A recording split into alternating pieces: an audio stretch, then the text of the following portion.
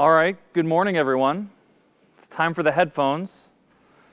I haven't had a lot of opportunities to do the headphone-style presentations, so this is a somewhat new experience for me. The only other time I've done this, I was giving a presentation at an AWS summit in Tokyo, and I was telling a whole story about Alexa, and they warned me, don't tell jokes because everyone's got a translator in their ear, and so they're not actually hearing your voice, they're hearing the translator. And so as I told my jokes, because I didn't listen to their advice at all, I would tell the joke, and then 5 to 7 seconds later, the crowd would laugh. And it was really jarring because you feel like your joke didn't land, and you move on, and then they laugh. So it's a little strange, but I think we'll be okay here. I think you guys are all actually hearing my voice. So that should be good. So my name is Jeff Blankenberg. I am a senior Alexa evangelist on the Alexa team, and I spend all of my time loving my job. I can't even express to you how much I love doing the things that I get to do, so much so that I dedicated my first 3 slides to my job. So the first one, there's 3 parts really to how I think about what I do and what my role is on the Alexa team. And the first one is listening. You guys may have noticed I kind of wandered around and talked to some folks before the presentation even started. I want to know what you're thinking about and what you're interested in and what you're hoping to learn. One of my favorite things to do is to sit with developers and talk to them about how they think about voice and what they think is interesting or what they think is important or what is challenging them in building skills for Alexa. It's really eye-opening to me because I spend a lot of my time building also. But to hear how other people think about it, or they have their own conceptions, or sometimes even they've gone past the way I think about things, and oftentimes I get to learn as well. But to help them grow in building Alexa and help our product teams understand what developers are really trying to do, that's a really important thing for me to be able to do. Number 2 is I get to write a whole lot of code. So I spend a lot of my time building Alexa skills. I start thinking about interesting scenarios for voice. How can I build a cool game or an experience that's different from what's out there today? And how can I solve some interesting problems like generating a bunch of data for my skill and having other people contribute to that so that I can have a trivia game with a never-ending set of questions, right? Because people can continue adding them. Solving some of these architecture problems are also really fun and really interesting for me. And it requires me to really understand our platform too, right? I have to know how to do all the things. And so writing a lot of code helps me do that. But the third one's my favorite, and it's the thing I'm doing right now, and that's teaching. I spend a lot of my time on a stage or in a classroom talking with people about the latest and greatest, and how do I share this knowledge, and how do I do this thing. But doing this, what I'm doing right now, isn't possible without the first 2 things. If I'm not listening to you, if I'm not building things actively by myself, then I don't have the opportunity to teach or help you learn anything new. This is actually from an AWS summit in Brazil, where I got to sit and talk with a bunch of people. And you can see there's headphones there, but they are just listening to me. But it's a very odd experience to be able to talk to people with headphones on, because you feel a little disconnected. A lot of people will look away, or they're not focused on the speaker. And so I tend to vibe off an audience a little bit. And so it's a little weird when you have to do the headphone thing. All right, so let's get started. There's 3 parts to this presentation. The first part, I'm going to talk a little bit about devices, and not in the, hey, this is $99 and you should buy it way. It's going to be these are the new kinds of scenarios that this unlocks for people that use voice. So we're going to talk about some of the new form factors and new devices that are out there and what has been released this year. But the whole overarching goal of this presentation is to talk about what's new in 2019. What are the things that I can do now with Alexa that I couldn't do before this year? The second piece is going to be capability. So what are the things that Alexa can do now that we couldn't do before? What are the new features that Alexa has added that make it really easy or interesting for our customers to be able to use the devices? And then the third part is developer tools.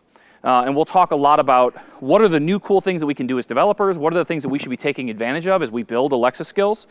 And so that's kind of the 3 segments. But I'm going to add a 4th segment right here at the beginning, which is numbers. I love to be able to share numbers, and so rarely do I get an opportunity except at events like reInvent. And so these are some interesting things you may want to know, especially if you haven't built a skill before. This might be your motivation to think about, maybe I should look at building some software for voice. The first one is There's over 100 million Alexa-enabled devices out there today. That's a lot. That's a lot of potential customers. That's a lot of potential opportunity for your business, for your software. That's a lot of devices. On top of that, last year on this stage, my colleague David Spitsky got up here, and he was so excited to share the fact that we had just crested 50,000 Alexa skills. In 1 year, we've doubled that. We're now over 100,000. So it's starting to accelerate. It's starting to grow. The number of things that people can do and the way that people can experience what's going on with Alexa has grown significantly. It took us almost 3 years to get to 50,000, and it took us 1 year to get to 100,000. So there's lots of cool stuff out there, but there's lots more opportunity. There's many more things that you could be building today that don't exist right now. There are hundreds of thousands of skill developers, and every time I tell people this, they're like, really? That's a lot. And from my own personal perspective, I think, man, that's a lot of competition. I don't know that I want to build skills against all those other people. But the cool thing about this number is it means there's hundreds of thousands of people thinking deeply about what it's like to build a voice experience. They're thinking deeply about what is the right way, what are the best practices, what are the things that we should be doing when we build stuff for voice that make it better for our customers. And they share those learnings, right? They write blog posts, and they create GitHub repos that we can borrow from. I know I do that. And we're learning from each other. So we have hundreds of thousands of other people that are doing the same stuff we're doing and sharing their knowledge with us. That's really exciting. But at the end, this comes down to being able to build skills, being able to build software that runs on a voice assistant like this. If our customers aren't using them, there's not a lot of point in actually building stuff for it, right? So the good news is customers have used Alexa skills billions of times. That's with a B, billions. There are lots of skills out there. We talked about being over 100,000, but those skills are being used a lot. And to even reinforce that, there's been a 100% increase in skill engagement just this year. So the number of skills that were being used, the amount that those skills were being used a year ago has doubled.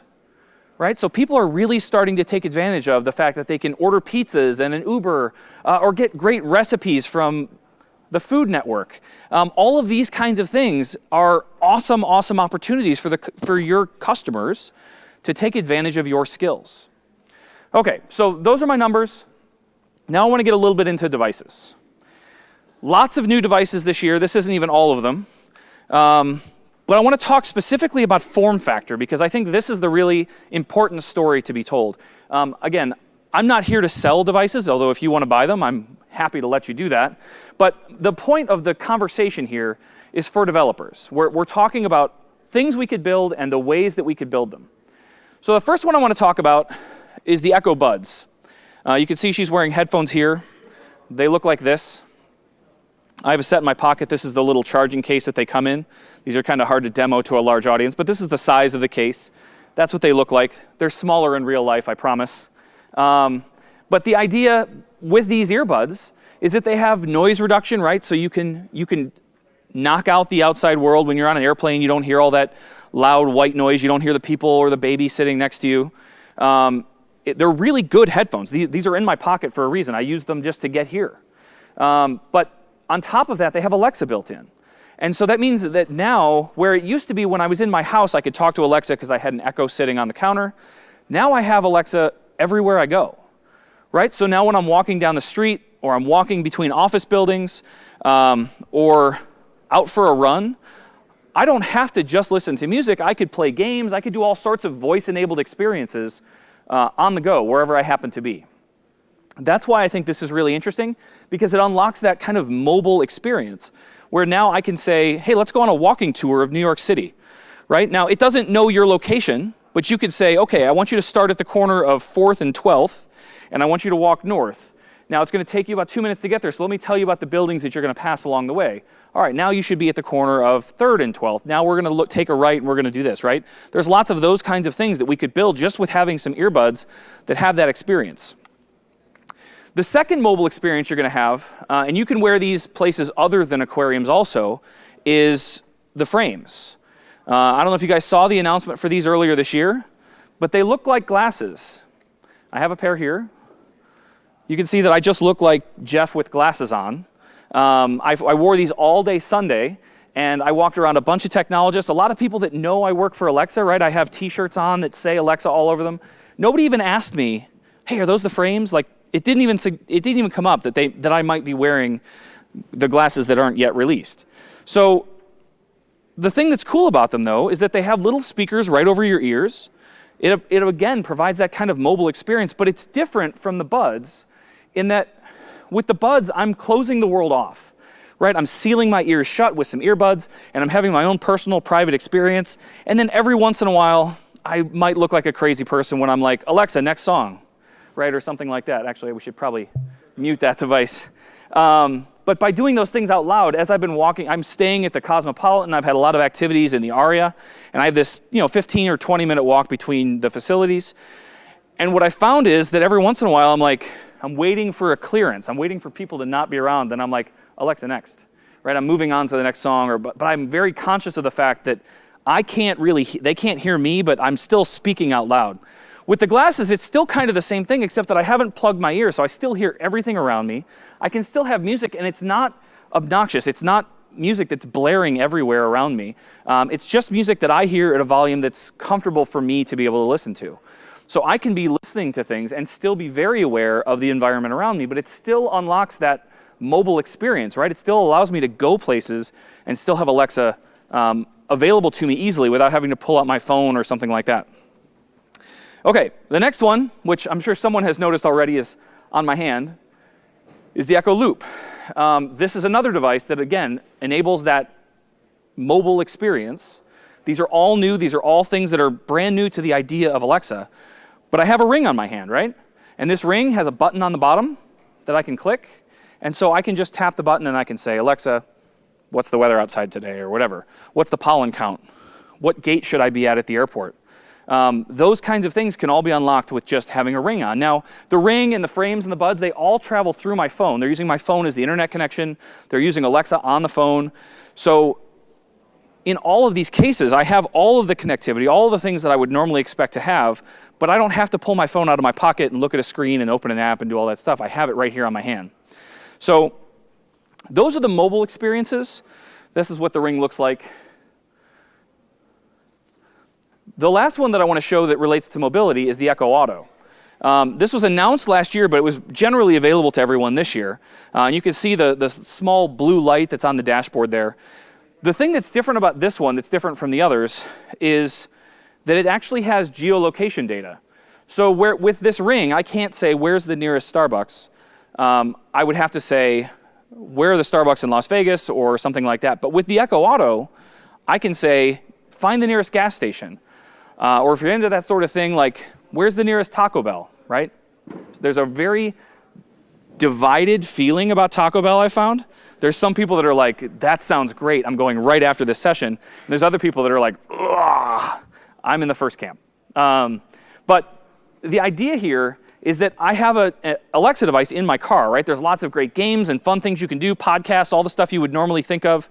But the ability to just ask Alexa for directions to places and to find the nearest location becomes incredibly handy, especially in a situation where your hands aren't free, right?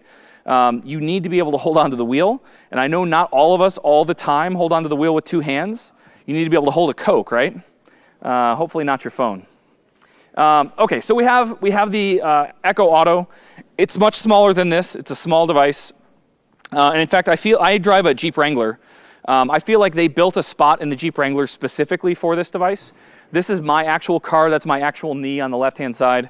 But you can see the little blue bar that's down there by the gear shift. There's a little console hole that really only holds an Echo Auto. I have no idea what else you would put in there.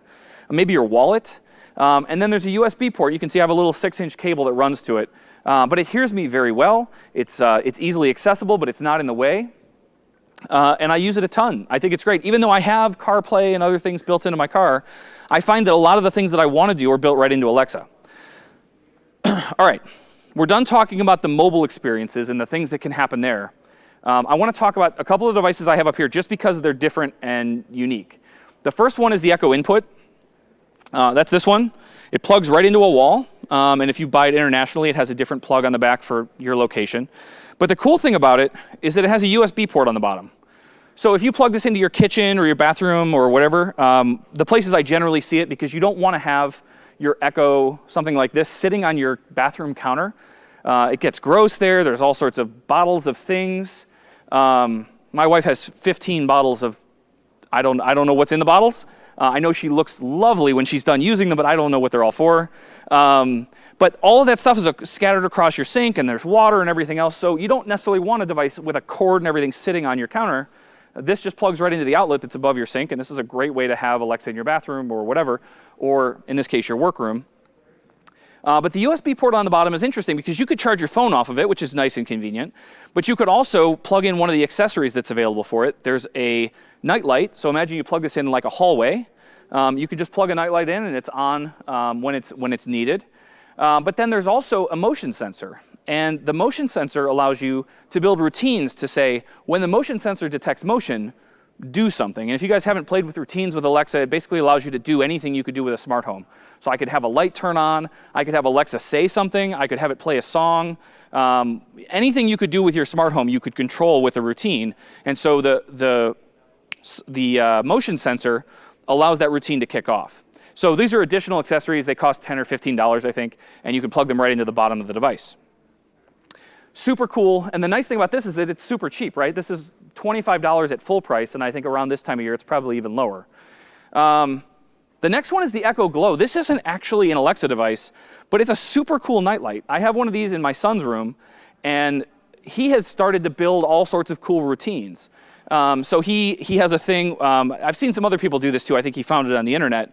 But if he says, Alexa, what are you doing in my swamp? Which is a quote from the movie Shrek, if you guys have seen the movie Shrek. He doesn't say Alexa, but he says the other part.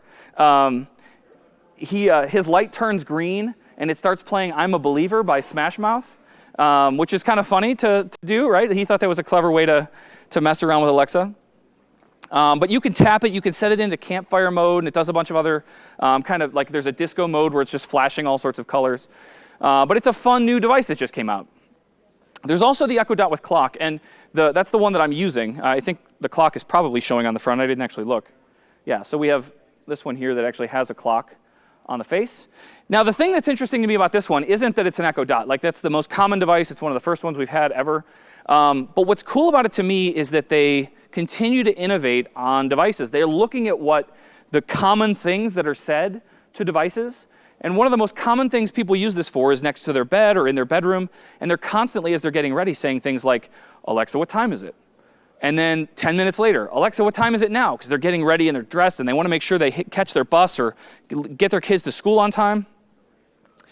And so all they did was innovate a little bit, change the device, and now there's a clock on the front so people don't have to ask for that specific obvious piece of information. But on top of that, you can do things as a developer with this clock face. So I was going to demonstrate some skills. I'll do that in a little while. But one of the things you could do with this clock is have the words scroll across the front. So I thought that this image here, if I do that, I thought this image here would animate. It turns out the slides won't let me do that. But what you should see is words that kind of scroll across the front. So I have a skill, which we'll look at in a little while, that's called the Star Wars Databank. And the idea behind it is to be a skill that literally can answer any question you would have about the Star Wars universe. Who is this character? Where is this planet? Who's from this planet? What droid is that? What species is that creature? You name it, I'm trying to cover it in this skill. And so far, it's doing a really good job. But some of the other features that I'd added to it were the idea that you could see the trailer from any of the movies, right? So if you have a device with a screen on it, I could just pop up the video of the trailer and you could watch that. But I also wanted to be able to show those opening crawls. If you're familiar with the Star Wars movies, there's those yellow words that kind of scroll past as you watch the movie. I wanted to be able to show you that, on devices with screens.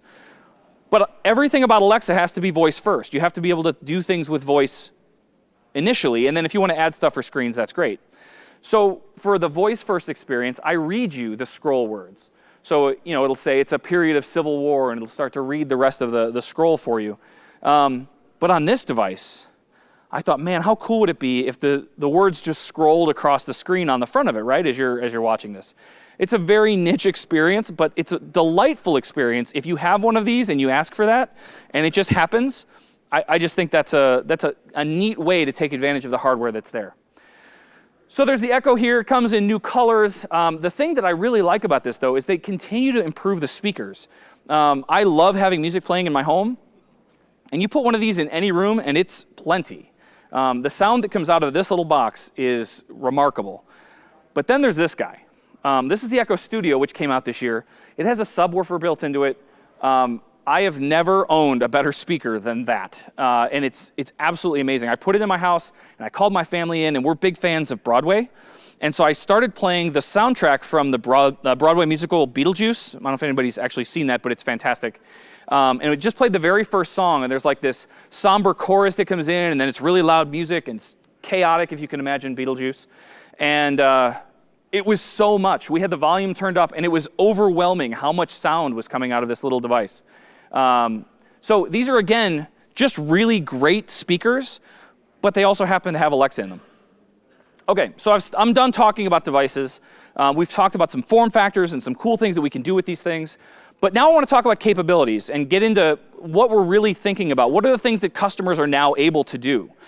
So the first one, which we actually announced last year, is something called blueprints. And this is for people that want to be able to build skills. Maybe you don't have the ability to write your own code. Maybe you're not a developer. Or maybe you just want to build something that's very simple and quick. And I have a number of blueprints that I've built myself. We have one, you see the blue box in the middle. There's one just to the right of that called Whose Turn? And I built a skill using this Whose Turn blueprint, and I named it the dishwasher. And in it, you can assign all the people in your household that you think should be emptying the dishwasher, which in my case happens to be my 15-year-old daughter and my 11-year-old son. My wife and I have decided after all of this time, we don't do that anymore. That's their job. So the dishwasher is the name of the skill. So we say, Alexa, ask the dishwasher whose turn it is. And the kids are always like, no, no, no, no, no. And what they don't know is it just always alternates. So whoever went last is going to be next. They think it's random, though. And so Alexa will announce, oh, it's Riley's turn. And Riley's like, oh, man, OK, I'm going to go do the dishes, right? But we've taken it out of our hands. They don't get mad at us for like throwing chores at them. Now it's Alexa's fault, and I'm totally fine with that. So whose turn is one example of a blueprint, though. Another one that I have is custom Q&A. This is where you allow yourself to build out a list of questions that people might ask your devices in your home, and then you provide the answers to those things. So I have an 11-year-old son. He and his friends love to play video games on their tablets, on their PCs, on the Xbox, whatever. And we tend to be the house that the kids come to, which I totally love. I love being able to meet all his friends and have them all come over. But for those of you that have kids that are in their early teens, tweens ages, you know when they come over, what's the first question they ask you? It's not, hi, Mr. Blankenberg, how are you? It's, hi, Mr. Blankenberg, what's your Wi-Fi password? Right? That's the first question I get every time they walk into my house. So what I've started doing is saying, ask Alexa. And anywhere in the house, they can say, Alexa, what's the Wi-Fi password? And she'll tell them. And so I don't have to stand there while they fumble around on their really gross, grimy iPad screen to type in the password. They can just ask Alexa and handle that themselves. So there's lots of that kind of stuff. If I have house guests, they can ask what the address is if they want to have a pizza ordered or whatever. Just, hey, what's the address here? And Alexa knows all those answers because I built this custom Q&A. So there's a lot of really cool things in here. If you have kids, there's all sorts of adventure stories they can build. But the cool part, the reason I'm talking about it today is because you can publish these things now. So I would never publish the Q&A that I have for my house. I don't need everybody to know my Wi-Fi password and my address and everything like that. But I have a friend who's a realtor, and he wants to be able to use Alexa in the houses that he's showing for open houses. Because what he finds very commonly is that he's there by himself, and people are coming into the house. So he has set up a nice little picture frame, a little ornate picture frame next to an Alexa device with a screen on it, and it has some things you can ask Alexa. And by doing that, people come into the house and they're like, oh, tell me about this house. And it gives them a quick verbal tour of what's going on with the house. In addition, they can ask questions like, how old's the furnace? When was the roof last repaired? All the things you would want to know if you were looking at a new house. So he builds that stuff for every single address that he's selling, and he publishes them. So if people want to find that stuff on their own Alexa devices or ask those questions, they can look up that skill and have access to it without actually having to come to the house. Right? So those are the kinds of things that you might want to publish and make available to people. So now you can publish all of your blueprints, your stories, whatever it might be that you want to share with other people. This is a great way to do that. OK, so that's blueprints. I want to back up before I start this. The next thing that I want to talk about is super, super cool, and it's called Alexa Guard. Has anybody heard of Alexa Guard? A couple of people? I'll give you the quick background, which is basically that Alexa can detect, if you tell her to, the sound of breaking glass, the sound of smoke alarms, things like that, so that you can be alerted like, hey, it seems like something bad is happening in your house. We want to let you know, and you can get alerts on your phone and whatever. And you can turn it on and off as you choose. So this is just a quick video kind of telling you what that is.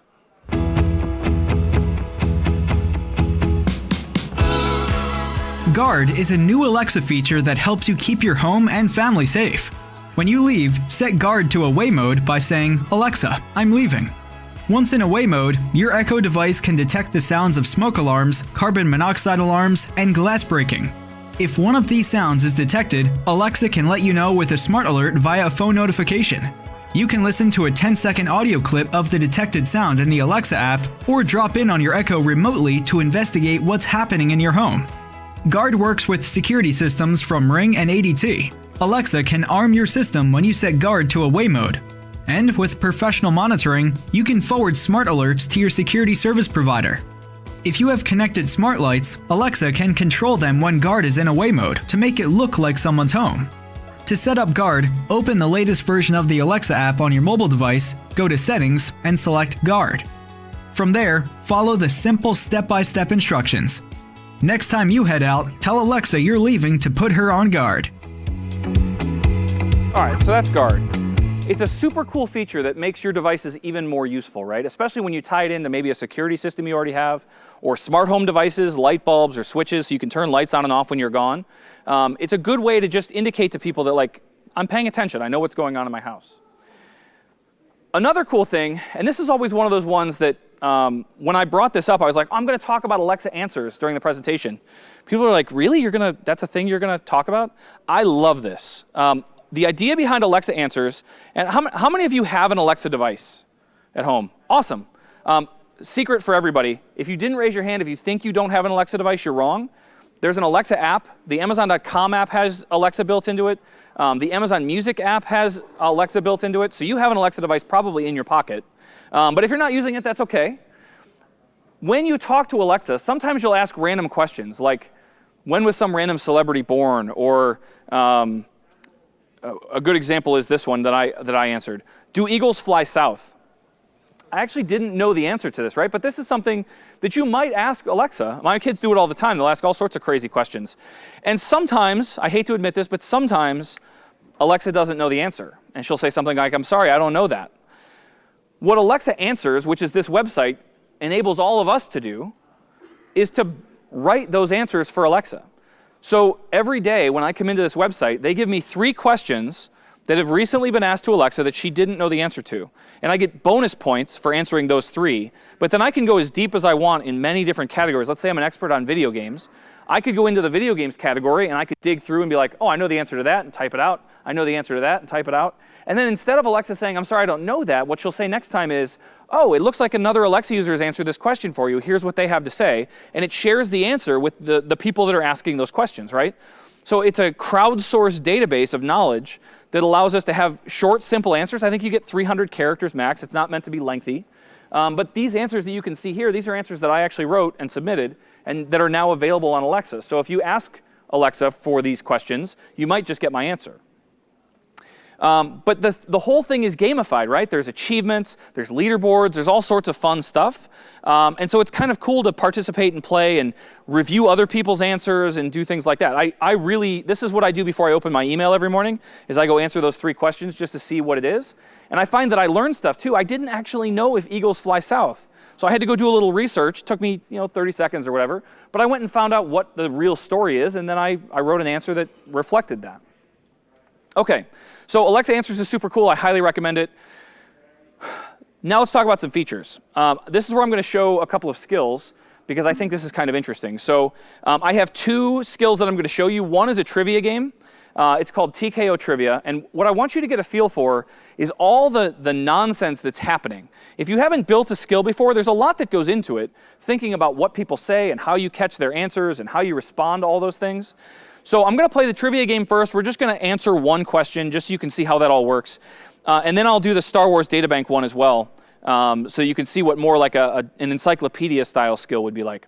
So Alexa, open TKO Trivia.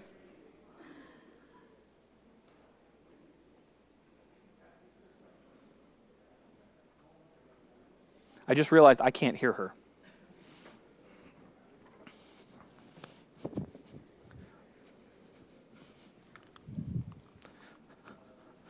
Let's try that again. Alexa, open TKO Trivia.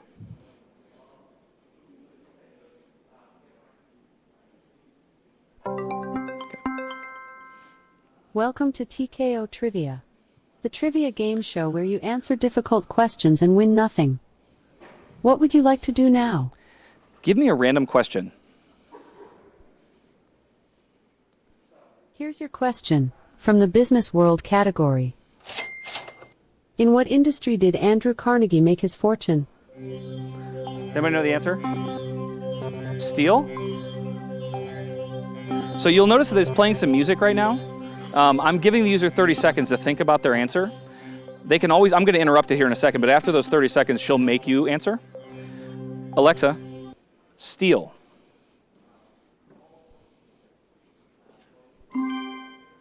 Hip hip hooray! You nailed it. Awesome. That just got you 10 more points, which gives you a total of 90. What would you like to do? You can start today's game, or ask for a trivia question. Quit. Okay, so that's a simple trivia game, but I want to take that apart a little bit. Everything that Alexa said to me was pulled from a database and randomized, so I had no idea what she was going to say. You heard at the beginning she said, welcome to TKO Trivia, where you answer difficult questions and win nothing. That's one of like 10 different ways that she can welcome you to the skill. There's another really cheesy, punny one that's like, welcome to TKO Trivia, where our questions will knock you out, like terrible puns like that. But there's all of the speech is randomized. So we're all pulling that from a bunch of different data sources.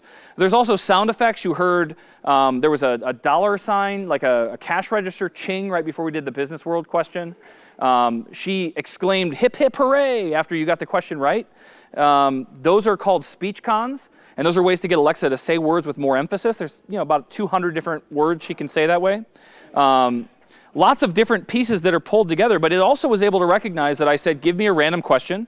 It was able to recognize what my answer was and then validate that it was the right answer for the question. So there's a lot of pieces and parts that go into that, and a lot of that is code, right? That entire skill is only about 1,000 lines of code, but 1,000 lines is a decent chunk. So that's TKO Trivia. The next one I want to show you is the Star Wars Databank. I like to do this with an audience because then it seems like I feel like a magician, like there's nothing behind the curtain. You guys are going to help me figure this out. So I have a good number of characters and planets and vehicles and droids and species and weapons, all sorts of stuff, vehicles in my database already. Can somebody suggest a thing from Star Wars? Like it has to be in one of the movies or one of the TV shows. That's the scope of my canon. I'm not venturing into the books and stuff just yet. But does anyone have something they'd like me to try to ask Alexa for? The Death Star? Awesome. Thank you. Alexa, ask Star Wars Databank about the Death Star. I found 2 possible matches for the Death Star. Did you mean Death Star or Death Star 2? Death Star 2. You asked me about Death Star 2. Hoping to crush the rebellion once and for all, the Empire began construction of a second dreaded Death Star near Endor. But the project ran behind schedule. Death Star 2 was only half finished, and the Emperor himself visited to oversee its completion. What else can I provide information about? Quit. All right, so that's a little more simple and straightforward, right? Tell me about a thing, and I'll give you some information. That was a good recommendation because you got to see disambiguation, where I have 2 things that you might have said, Death Star or Death Star 2. That's actually one of the things that I still need to figure out how I'm going to solve that, because you noticed I picked Death Star 2. If I had said Death Star to it, it would have said, okay, do you want Death Star or Death Star 2 again? Because they both have those words in it. So that's a disambiguation problem I have to solve. But the idea is that I have a simple database that has all of the information. What I have to do is help the user funnel into the appropriate thing. So one of the things that I can do, in fact, I'll do this with the Star Wars one again, is this time I'm going to say, Alexa, speak faster. Okay, I will speak at this speed from now on. So now we have her at that speed. This applies to everything, including the skills that I've built or anyone else. Alexa, ask Star Wars Databank about Boba Fett. You asked me about Boba Fett. With his customized Mandalorian armor, deadly weaponry, and silent demeanor, Boba Fett was one of the most feared bounty hunters in the galaxy. A genetic clone of Alexa, his father. Stop. Goodbye. So one of the cool things about being able to speak faster is that it applies to everything. So you've all listened to a podcast or a YouTube video or something like that. Do any of you watch it at 1x speed or listen at 1x speed? No, we want it at like 1.5, 1.7, because I want to get through it, but I want all the content. And we can listen a lot faster than we can speak. So speak faster or speak slower is a great way to kind of modify that. Another one that's super cool is whisper mode. Now you can tell Alexa to turn this on, but what's really nice about this is that you're laying in bed, you have a fan in your bedroom that is smart, it's smart enabled. And so as you're laying in bed and you're freezing, you just want to turn the fan down, but the fan is on the other side of the bed. It's on my spouse's side. So do I crawl over her? Do I get up and walk around the bed? Or do I just yell out like, turn off the fan or whatever? Or you can whisper it, right? So you guys will all hear this well because it's in your ears, but Alexa, what's the weather outside? I'm assuming you guys can all hear that. So the idea that I can apply whisper mode to everything is super cool, and it happens automatically. All they have to do is whisper to the device. So these kinds of little things make it so much more usable for our customers. Another one is creating routines just with our voice. When I say goodnight, turn off the bedroom light, right? That will be a thing that she remembers every time. I've built one that I say time for bed. So I say, I've muted, Alexa, time for bed. And when we do that, all the lights on my first floor turn off. My bedroom light turns on. The fan spins up to about 50% speed. It locks my front door if it's unlocked. It closes my garage if it's open. All of those things happen just by my wife and I deciding we're done watching TV. We say time for bed. All that stuff happens with one simple voice command, right? And you can build those things with your voice, not only in the app, but also just by talking to one of your devices. There's one more that's really near and dear to me, though. My grandmother, at an old age, I think she was probably in her early 70s, lost her vision. Macular degeneration took her eyes enough that she couldn't see anymore. And while she has since passed, the idea of being able to assist somebody that can't see is still something that's really important to me. I'm a big advocate for assistive technologies, screen readers, all of those kinds of things. Being able to build accessibility into our software is really, really important. Because if you can't see it, you can't use it. And with voice, we already have the ability for people that have vision impairment to be able to talk and get the information that they need. But sometimes they need to see a thing that's in their hands, or they need to know, like, which can of soup do I have? And that's not a thing that Campbell's puts right on the can, right? There's no braille on the can to tell you it's tomato or chicken noodle. So what am I holding? If you have an Echo Show, there's a camera on that device. And if you hold up a household item and you say, Alexa, what am I holding? She can look at it, read the words immediately off the can, and tell you what that thing is. So let me show you a quick video of that. I am totally blind. It's been 8 years this December. I went through every single room and reorganized it so that I knew where every single thing was, because in my house, I was not going to feel blind. Alexa, what am I holding? It looks like Tea Forte World of Teas. But when you have other people in the household, things get moved all the time. Hi, Brett. Hi, Stacy. Ready to go? I guess so. All right, let's go test it out. Okay. My job is to help people with visual impairments and to see how technology can affect people's lives and make them feel better about what they do on a day-to-day basis.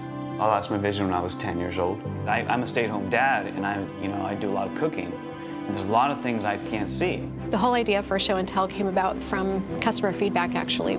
Challenges around identifying things in their pantry. And we thought, yeah, we can do this. We can help here. I'm going to give you a product, and then you're going to say, Alexa, what am I holding? Let's see. It looks like 365 everyday value. Macaroni. Great. That's awesome. I think that's garlic powder. Wow. That's impressive. It's critical for us that we're working with our customers, building with them, not just building for them. They really need our feedback to tell them what we need. You'll hear sounds to help you position your item. It looks like organic canned pineapple. Whoa, is that what it is? Oh my gosh. All these devices that are acting as your eyes, I think it's very revolutionary. For me, the less stress I have to put on somebody else is less stress on me. And it makes me feel good. So like I said, that's absolutely incredible that we can offer that kind of functionality to people, give them some independence back that they may not have had before. We launched a few languages this year, including Hindi. India has really gravitated towards this. They like the idea of being able to speak one of their native languages to Alexa. That says namaste. I don't know that I had to have someone translate it for me, but that says namaste. Also Spanish in the United States. This was not something that we initially had rolled out, but once we included Spanish for places like Mexico and Spain, we were able to include Spanish in the US, so people in the United States can speak Spanish to their devices if they'd like. And finally, we have Portuguese. I mentioned earlier that I was in Brazil. Alexa can now speak Portuguese. And so if you'd like, you can change your device no matter where you are. You could say, hey, I want to be able to speak Portuguese to my device now, and then it'll listen in Portuguese. Okay, so the last bit, the most important part to me, is to talk about some of the cool things that we can do as developers in building our skills. So I know a few of you, as I walked around the room earlier, talked about never having built a skill before, or you're really interested in voice, but you haven't played with it. So before I dive into this, I want to give you a very, very quick overview of how you build for voice, because it's really pretty straightforward. When we think about what users say to a device like these, what we're doing is we're building out a set of what we call intents. And the easiest way to think about an intent is to think about a DVD player. We're all still old enough to know what a DVD player is, I think. But a DVD player has a bunch of buttons on the front of it, right? We have a play and a pause and a stop and a rewind. Nowhere on anyone's DVD player is there a button to check your bank balance or to order a pizza, right? You just have a couple of buttons. Those buttons for your DVD player are your intents. And those intents are the things that you would expect if you were talking to your DVD player. Those are the things you'd expect it to do. So I would build a play intent, and I would build a pause intent, and then I would build a bunch of sample utterances to reflect what people might say when they want that thing to happen. So for my play intent, I might have an utterance that's play, but I might have another one that's like, it's showtime, or play the movie, or maybe play Star Wars, right? Because I want to play a specific movie. But all of those sample utterances really just mean push the play button, right? And so that's what our code would do. Our code would do whatever play happens to be in our skill. So that's how we build a skill. We have to define a set of intents. We define a set of sample utterances for each of those intents to reflect the things that a user might say. And then that gets handed off to our code, and we say, oh, they want to play, so we'll play the movie. But if they said play Star Wars, then we'll say, okay, they want Star Wars, so we're going to play the Star Wars movie. Having known that now, that's basically how the skill works, and it's just a constant loop of the user said something, I say something back, the user said something, I say something back. One of the cool things that we released this year is the idea that you can now publish skills and build them without having to have any AWS infrastructure at all. Initially, the first few years that we had this, you had to spin up your own Lambda functions. You had to provision those things and get them all set up and ready. And if you had a really popular skill, you also had to pay for whatever cost that Lambda function incurred, right? I think all of us at reInvent understand that when you use things, sometimes they cost money. Lambda is actually one of the unique ones. The first 1,000,000 times that you use it a month, it's free. But above and beyond that, that's when you start to incur some costs. And 1,000,000's a lot, but it's still something that's possible to get over. So we introduced Alexa-hosted skills where we actually provision the endpoint for you. We provision the Lambda. You can still provide the code. You can still push things into it. You still have access to all the stuff you would have. It's just that it's on our AWS account, not yours, which means you don't have to worry about any of the costs that might be incurred by running a Lambda function. And you can see here that there are some limits, right? 5 gigs of media storage, 15 gigs of data transfer. But that's a pretty significant amount. And if you do exceed those limits, call me, email me. I'll fly out and buy you a nice dinner because you did something good, right? So in these cases, you can build it for Node, you can build it for Python, but you don't have to worry about setting up any of the AWS stuff at all. We'll handle that for you. That's a new thing that we introduced this year that has made it a lot easier for people that maybe don't want to set up an AWS account or don't want to use their personal one for something like this. Another cool thing that we introduced is the idea of something called APL, Alexa Presentation Language. The initial version of this was introduced in 2018, but the advancements that were made this year in APL 1.1 and 1.2 have dramatically changed the game. You can do things like animations. We introduced vector graphics, so you can add those and have them scale across all the different size devices, including big televisions on a Fire TV or something like that. Very, very cool. We also added some design tools. So this is the design tool for the splash screen for my TKO Trivia game. And you can see that I have a bunch of interesting stuff happening here. I have a bunch of tools up the side for data and styles and my document. I have my structure, so this is actually all the elements that are currently on the page, and the properties for the thing that I've currently selected, which happens to be the background image for the thing that I'm working on here. I also have a bunch of other things I can add in here, like a video player, touch, buttons, all sorts of interesting controls that I can add to this. But it's the stuff at the bottom that has become the most useful to me. Down here at the bottom, I have all the different screen sizes. So we have things like the Echo Show, the Echo Spot, which I don't have up here on stage with me, but it's a small round screen. The layout for that probably needs to be a little different than it would be for a big rectangular screen. So we have all of those different screen sizes down here. But in addition to that, you can see at the bottom here it says View on Kitchen. This, if I were to drop down that list, would show me a list of all of the Alexa devices that I currently have on my account. And I could at any moment say, show me it on that device. So I have an Echo Show 5 sitting next to my desk at home. And so when I'm doing my designs, that's the first place that I'll start, is I'll say, show it on the Echo 5, and the device right next to me, without having to publish the skill or talk to it or do anything, I can see what that screen will look like because it pushes it immediately to that device. It's a super handy, useful way to understand what my design is going to look like on a specific device. So that's design, that's APL. The next thing is testing your interaction model. So I mentioned earlier we have these intents, and we have utterances, and we have slots, which are the things like the Star Wars. That's how I know they said Star Wars to my skill. But being able to test my interaction model is vitally important. How do I know when someone says pause that it actually is going to go do the pause thing?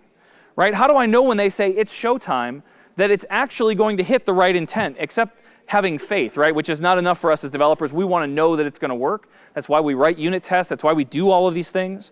So in this case, we have two tools that I'm going to show you very quickly. The first one, up here we have this Evaluate Model button. And you can see that I have an utterance profiler. So I can come in and just type something in, like give me a random question. This is my TKO Trivia game. And I can see right here that I got the question intent, but there's no category because I said random. I don't care about what category it is. But if I say, give me a sports question, you can see this time the category came through as sports. So I can verify that when I say, give me a sports question, I'm actually receiving the values that I expect to see. On top of that, we can take this a step further. If we open that Evaluate Model box again, this time I'm going to choose the other tool, which is the NLU evaluation. NLU stands for Natural Language Understanding. And so in this case, I'm going to create a whole slew of tests for my Star Wars skill. I'm going to test and see how it recognizes my characters. So in this case, I'm going to create a set called characters. And then in here, I'm going to create an utterance. So I think the first one is Luke Skywalker. Tell me about Luke Skywalker. And I'm going to add this to my list. And then I'm going to tell it what values I expect it to get. So in this case, I expect it to hit the character intent because they asked about a character. And I want the character slot to be filled in to have Luke Skywalker's name. That's the thing that should be passed through to my code, right? That's the thing that I should receive. So we'll do this a couple more times. We'll add another one. This time they just say Darth Vader instead of saying the whole statement. And again, he's a character. I would expect the character intent. The expected slot is the same thing. It'll be the character slot. And I would expect Darth Vader to be the value that I receive. With the third one, I type in R2-D2. Maybe. There we go. I type in R2-D2. R2-D2 isn't a character. He's a droid. And so in that case, I expect I'll hit the droid intent this time. So I should get the droid slot. And in the value for droid, I should get R2-D2 as my value. So we have all this information. We go ahead and we save our set. And once we jump out of here, we're going to run this set. So I'm going to open up the tool again, and we're going to choose the NLU utterance, NLU evaluation. I'm going to choose my annotation source, which is the only one I have, and I'm going to run all of my tests. So it's going to run against all 3 of those utterances. It's going to validate whether or not it actually did the things that it's supposed to do. And this takes always longer than I expect it to, especially as I'm standing here on stage. So I expect it to end like now, but I think we're only about halfway there. It's going through the process of looking at each one of those utterances, bouncing it against my interaction model, and then telling me what actually happened. And you can see in this case, the results are failed. Whoop, I just ruined that. I'm so sorry. I'm going to back up for a second. I'm not going to show you it again, but the R2D2 is the one that failed. Does anyone know why it failed? The dash. I typed in R2-D2. Everything that we do when we think about sample utterances have to be the way that people would speak, and no one speaks the name of that droid, R2-D2. They just say R2D2, right? So that's what I should have typed, either all as one word or with the 2 pieces spaced out. But by putting the dash in there, it doesn't recognize that, and it says, oh, they said R2-D2. That doesn't match anything I'm expecting. What that tells me is I can add some synonyms, or I could modify my interaction model so that if for some reason someone did say R2-D2, it would still work. Okay, so that's the thing that failed. I just wanted to make sure that you saw that. The next thing that I want to talk about is skill connections. So this is another new cool thing that we added this year that allows your skill to talk to other skills to have them do things. So one example might be that you have a restaurant skill and someone wants to see the whole menu, but they don't have a device with a screen. You could say, hey, if you'd like to see the whole menu, I could print that for you. And they say, oh, actually, that's pretty awesome. Yeah, print the menu for me. And what you do, instead of having to configure and think about how am I even going to talk to their printer, there are skills for most of the printer manufacturers, and the user probably already has one of those set up. So what you can do instead is say, here's what I want printed, go do the print thing, and Alexa figures out what printer skill it should use based on the user's collection of skills, and sends that to their printing skill and prints it out on their printer for you. So all you have to do is the handoff. You don't have to worry about anything else. The same thing goes for taxi reservations or making a reservation at a restaurant. These kinds of things, if you're maybe a movie ticket skill and you're like, hey, do you need a ride to the theater? I can set you up with Lyft or Uber or whatever to get you a ride to the theater or get you a ride home. Do you want to get dinner first? I could find you a reservation. So when you say that, all you're really doing is handing it off to their favorite food reservation skill or whatever it happens to be. So that's the idea behind skill connections. The next one, is skill personalization. So this is something that every time I talk to a group of developers, the first question I always get asked is, how do I do voice fingerprinting? How do I know who's speaking? And that's what skill personalization is. It lets you know who the speaker is with a unique identifier, right? Not any personal information, but it lets you know that, hey, this is the account owner, or this is someone else that's speaking, or if they've set it up, you might even be able to say, oh, this is Jeff, but you're on Sarah's account. In fact, I can show you that. So if I'm on my account, Alexa, who am I? I'm talking to Jeff. This is Jeff's account. Alexa, switch accounts. Now in Sarah Blankenberg's account. Alexa, who am I? I'm talking to Jeff. This is Sarah Blankenberg's account. Alexa, switch accounts. So you can hear that when I'm on my wife's account, it still recognizes that it's my voice speaking. And if she were to talk to it, it would know that it's her voice speaking.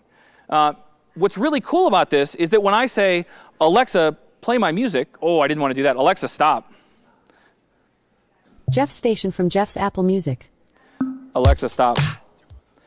So what I was going to say is, when I ask for music, it plays good music. And when my wife asks for music, it plays the stuff that she listens to.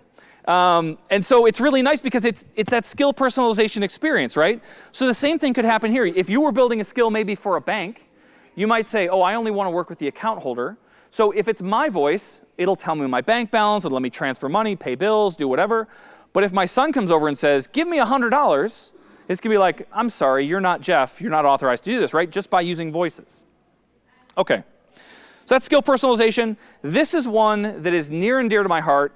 This is called entity resolution and dynamic entities. Dynamic entities is the big piece for me. So in the trivia game, one of the big challenges that I had is that I have thousands of questions. And if I have a slot that that has thousands of answers in it, it's a really broad, unrelated set of data, and Alexa thinks everything you say should go into that bucket. Because I'll have the names of presidents, and numbers, and colors, and names of companies, all sorts of things that don't have any real relationship to each other. And so it's so broad and vague that when you say something, Alexa assumes it probably should go into that bucket. So with dynamic entities, what this allows me to do is to change my slot values at runtime. So as the skill is running, I ask you a question, and I replace my answer slot with one answer, the right answer. And if you get that right, if it matches the slot value, then I know you got the answer right. And if it doesn't match, then I know you got it wrong. It's a very easy way for me to do validation against what's going on inside the skill. Now, there are some limitations to this because you can only change out about 100 things.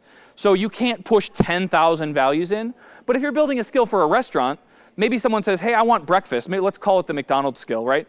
I want breakfast. I can swap out all the menu slot values for just my breakfast items. Or if it's lunchtime, I could say, here's the lunch menu, right? And that's the only thing they can ask for. They can't ask for the dinner thing. They can't ask for the breakfast thing because that's not available right now. So it's an easy way to change at runtime how all this stuff should work. OK, really quickly, if you guys didn't know, you can sell things inside skills. This year, we added the ability to do that in Germany and the UK and Japan. But it's been available in the United States for about a year and a half at this point. And you can sell things like subscriptions and consumable items like hints and coins. But you can also sell one-time things like a pack of questions in a trivia game, for example. I'm doing this tomorrow.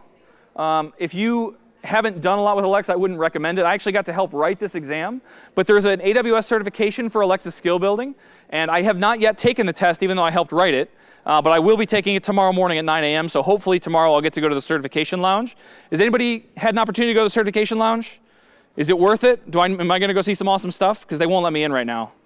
Awesome. OK, I'm imagining it's like this wonderland, like Wonka's factory that I'm going to walk into.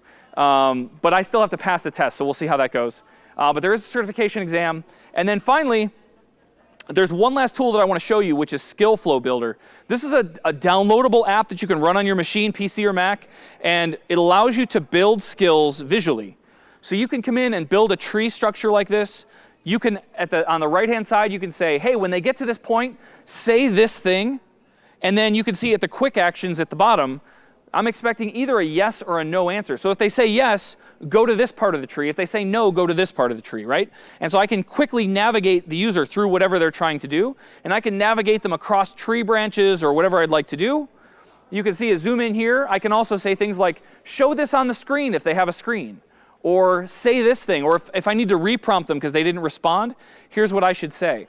All of this is an easily configurable tool. You just play with it and manage it, and then you can publish right out of this directly to your developer account. This is called Skill Flow Builder, and if you haven't played with it or you're looking to start building a skill, this is a great way to kind of get some experience. So I have exactly 2 minutes left, so I'm going to jump to this last question. I'm not going to ask you to answer this out loud, but I'd love for you to think about what are the cool things that you could be building with voice.